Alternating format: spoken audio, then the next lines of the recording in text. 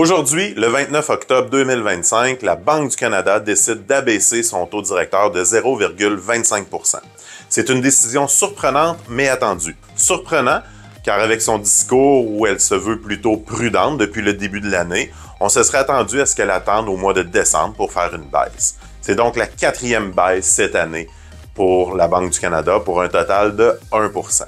Par contre, avec toutes les pressions économiques au niveau d'une récession de plus en plus à nos portes, les tarifs américains qui sont encore sur la table avec des possibles hausses et l'inflation qui a passé de 1,9 % en août à 2,4 % en septembre, c'était grandement attendu des marchés que la Banque du Canada vienne couper son taux.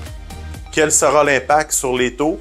Au niveau des taux fixes, évidemment, ceux-ci ne sont pas vraiment affectés par les décisions de la Banque du Canada. Ils suivent plutôt les bons d'épargne qui sont assez stables depuis plusieurs semaines. Donc, on ne s'attend pas à voir des baisses au niveau des taux fixes dans l'immédiat. Par contre, il faudrait garder un œil sur les marchés obligataires, voir comment ils vont réagir à l'annonce d'aujourd'hui. C'est plutôt sur les détenteurs de prêts hypothécaires à taux variable et de marge de crédit hypothécaire que ceux-ci vont voir leur taux abaisser de 0,25 et évidemment leur paiement également baisser ainsi que leur charge d'intérêt.